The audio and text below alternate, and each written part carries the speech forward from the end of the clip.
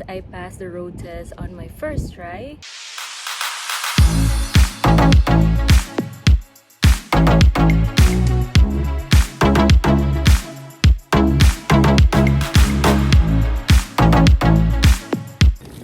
Hey, what's up? It's a beautiful afternoon today. Ay, basig init ang kuwan, no? Doan. And we're here in Victoria Park. Stroll. As you can see, dami na lang ang snow. So, today we are going to talk about our road test experience a few weeks ago. And I was not able to totally film it. And now I think it's a great time while showing you our beautiful park near our house. So, You wanna go first there? things first, we're going to talk about the steps on how to process your road test schedule. So, first, since we already have our Philippine license, so what we did was to take the written exam, and we chose the option to do it online. But you also have a choice to do it personally in their office in Service, New Brunswick. But you need to secure a no apprehension from the Philippine license government. Yeah, as well as LTO Just to make sure. LTO certificate, right? And then after that, after you pass the exam, so if you did it online, so they will send you an email that you can now proceed to the vision test.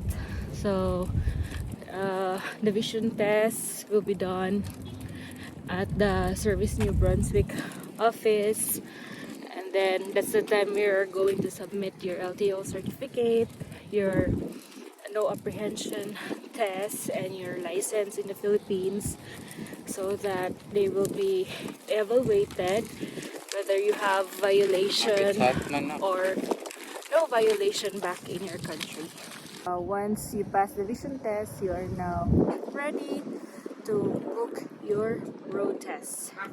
However, in booking the road test, it's quite difficult, especially that we finish everything by winter, so there's like less schedule during the winter time. So we were able to get our schedule around February and March. So that's it. And also we were not able to get a schedule here in Moncton City because all the schedules were full. So now let's do some story time. So in our case, for me, I passed my road test for the first try. However, si Popoy ang naging sacrifice naming dalawa because he has to take the road test before me. So the whole story was that supposedly both of us will take it together in St. John, New Brunswick. However, Popoy had the earlier time. So after niya mag-take ng test, so we knew that he was not successful, so we decided to immediately cancel my appointment. So I was just 1 hour away from him. So yun, we canceled it. So if you ask why, it's because when you go to the Service New Brunswick office before you take your road test, what you have to do is you need to surrender na your Philippine license or your country license, and then you need to pay a fee of $25 or $28, I guess, for the road test, and then $90 for the licensing fee.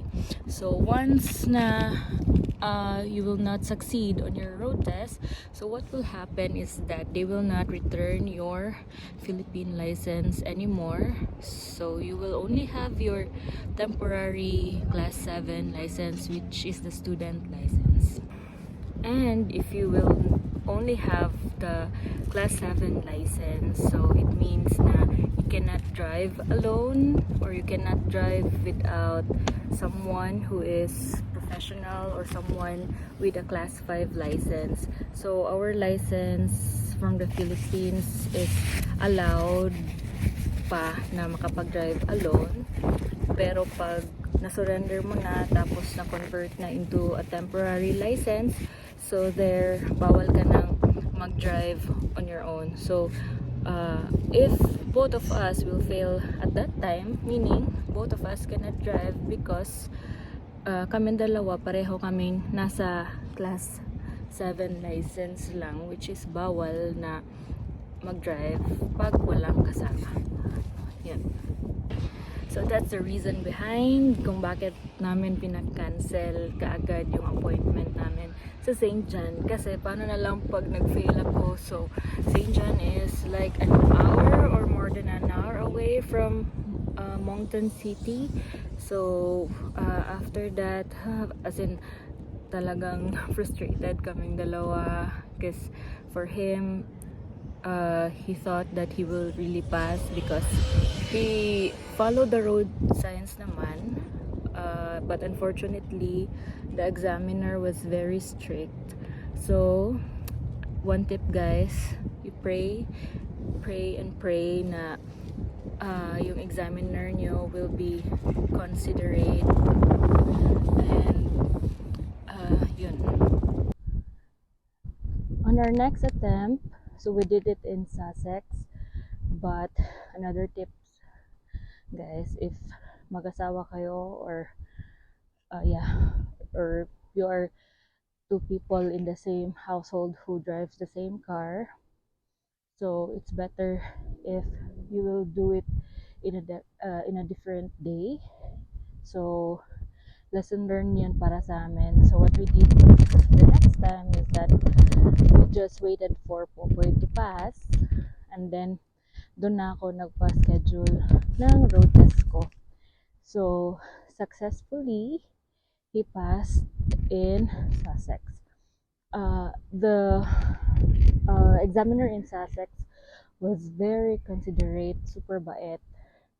Although meron siyang mga uh, tips naman na okay, sa case to ni Popoy, so sinabihan siya na okay, you still have room for improvement, ganito ganyan, but still he gave Popoy a flying colors. So after that, the following week, it was my road test schedule already. So since Popoy did all the road tests ahead of me, so we decided na we will do mine in the same town. So I booked mine in Sussex, and then what I did to like pass for the first time. So dito na, so tips na tayo. So number one tip is you really need to practice. So practice makes perfect. If not perfect, then almost perfect. Sorry. So yun yung nangyari sa akin. So since Popoy was familiar with the routes already, so what I did on my practice is that we went to the same route. I familiarized all the road signs, the speed limit, and then kung saan liliko, or kung saan better na mag over the shoulder check. So yun, at nangyari is I was already familiarized with the place. So just in case that if you book road test na hindi within sa inyong town, or hindi nyo familiar yung place, so the better thing to do is to go ahead in that area, and then you just drive within the city, or just drive within the town, just to familiarize the roads, especially yung mga road signs, lalo na yung stop, yung speed limit, yun. So in Sussex there was a speed limit which is 30, so you need to really follow it. So dead man na sa mga nakafollow na sasakyan, so just strictly follow the rules for the sake of lang naman of the road test, yun. And the next step is that you have to pray. So you need to ask for guidance kasi you need to have a good timing, especially if may area kayo na nahihirapan, and then you pray na sana naman during my road test the stop sign will be on a red light or green light, so depende yun. And then also pwede din mag-pray ka na sana walang sumusunod sa'yo na sasakyan so that you will be less tense. And also almost especially you have to pray again yung sinabi ko kanina na sana mabait at considerate yung examiner nyo, because it's very very very very very important. And then so ano pa ba, and I think those are the two very important. Oh yeah, so tip number 3 pala. So you need to familiarize all the road signs. If nasanay tayo sa Pinas na well, I'm not saying all, but isa din ako doon na hindi tayo masyadong nagpo-follow ng mga road signs. So dito dapat we need to strictly follow the road signs here. So for us to be able to follow it properly, so we need to familiarize all the road signs as much as possible. Yan. So those are the top 3 tips na maibibigay ko sa inyo so that you can be successful on your road test schedule. Yan. Okay, so I hope you like this video, guys. So by the way, before I say goodbye, so I will put some snippets of the route in Sussex so that if you plan to book your road test in Sussex, at least you will have a small idea on where to go. Yeah. Okay. So yeah. So this is the parallel parking area, and then if you go out from the Service New Brunswick office, you'll go to the left. Then dito na kayo aabot. And then be aware of the stop sign always. And then make sure to shoulder check before kayo liliko. And then in this area, may railroad dito, so always do shoulder check. So may nakat ako na area wherein dun kayo mag-uphill parking. After ng uphill parking, so ito na po yung route. So again, the stop sign, before you make a turn, make sure you do shoulder checks. So that is very important. And make sure din na pag nag-shoulder check kayo, nakatingin sa inyo yung examiner. And then, yeah, just follow the road. And then, while doing the road test, sasabihan naman kayo kung saan kayo next na pupunta. So if you plan to do it in Sussex, so some of the clips are the route where you will pass by.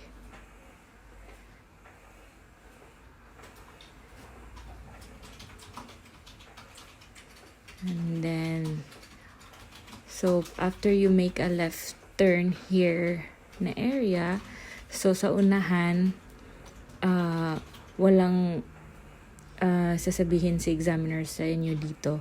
So, you will have the initiative on which way to go kasi merong ano dyan, no entry sign. So since may no entry sign, automatically you will go to your right. Yun. And then that's it. Pabalik na to ng service New Brunswick office. So if you reach this area, so ibig sabihin you are almost done with your road test already. So that's it guys, hindi na to complete yung video, hindi na to umabot sa service New Brunswick kasi lumiko na kami sa gas station. So I hope you get some idea on where to go. So I have an additional tips pala. So whenever you're already doing your road test, so you're the road already together with your examiner, please don't forget your shoulder checks always because yun yung basis nila if you are mindful of your safety, and then also be mindful also sa mga tao na tatawid sa daan because you really need to stop for them. Yeah, kasi medyo nasanay tayo no sa Pinas na parang mas powerful yung sasakyan doon. So mas pinapauna pa yung sasakyan kaysa mga tao na tatawid. So yun guys. So those are the things that you need to be mindful also during your exam. And also guys, I have a suggestion. So if you wanted to like learn more about the road test, so if you want, you can watch yung smart driving test videos.